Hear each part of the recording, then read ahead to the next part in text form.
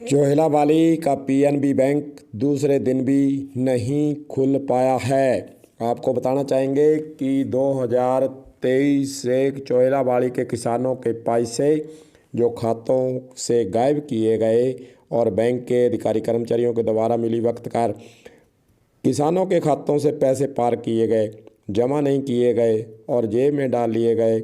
और किसानों का आरोप है कि हमारे पैसे पीएनबी बैंक चोहलावाली शाखा वापस नहीं दिला रही है।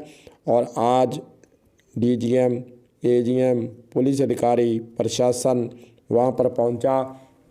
किसानों के साथ समझाइश की गई कि आप धरना समाप्त करें, बैंक को खुलने दें, लेकिन किसानों ने मना कर दिया।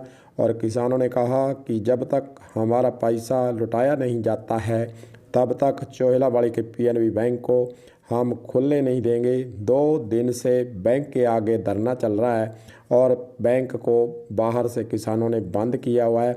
अंदर न कोई जा सकता है और न कोई ग्राहक आ सकता है। और उन्होंने कहा कि हम जब तक पैसा नहीं लुटाया जाता तब तक हम यहाँ से नहीं हटेंगे। हालांकि किसानों ने आरोप भी लगाया कि बैंक के अधिकारी हमें सलाह देते हैं कि आप कोर्ट में जाइए, हमारे पास पैसा नहीं है, कोई रिकॉर्ड नहीं है।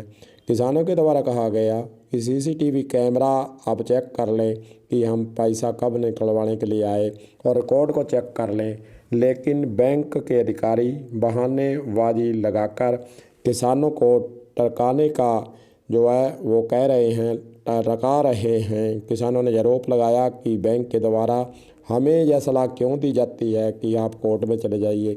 कोर्ट के बजाय हम यहीं बैठेंगे, धरना तब तक समाप्त नहीं करेंगे जब तक हमारा पैसा वापस नहीं लुटाया जाता है। और उन्होंने यह भी कहा कि आप लाठी चलाइए, चाहे मारपीट करिए, जो मर्जी करिए, लेकिन हम बैंक को खोलने नहीं देंगे। वार्ता आज जो की गई उच्च अधिकारियों के द्वारा की गई वो असफल हुई है, वार्ता फेल रही है। और किसान जब तक पैसा नहीं तब तक न बैंक खुलेगा न हम धरना यहाँ से समाप्त करेंगे।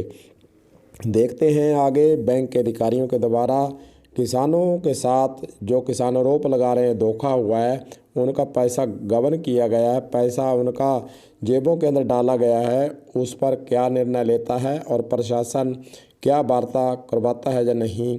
और लोकसभा चुनाव 2024 की आचार संहिता लग चुकी है और अब चुनाव प्रोसेस शुरू हो चुका है, चुनाव का माहौल बनेगा और जो पार्टियां वोट मांगने जाएंगी उनके आगे चोहलावाली गांव के लोग एक ही सवाल करेंगे कि सरकार हमारा पैसा कब दिलाएगी।